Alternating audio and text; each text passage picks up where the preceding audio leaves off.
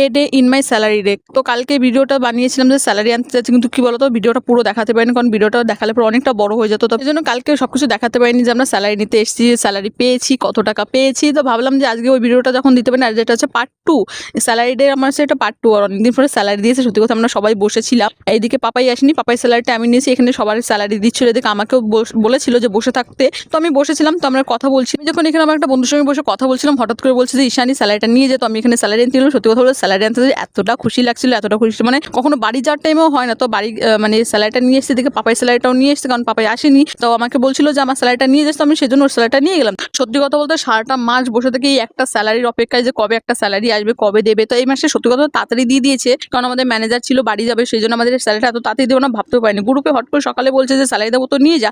তো এখানে যখন বসেছিলাম তো অনেক কিছু দেখছিলাম, অনেকে দেখো সবাই টাকা গুনছে, কেউ রিলস বানাচ্ছে, কেউ ফটো তুলছে। আমি ভেবেছিলাম যে একটা ভিডিও বানাবো, কিন্তু কি বলতো আর হয়ে পারিনি, একা একা না সে ক্যামেরা ধরার লোক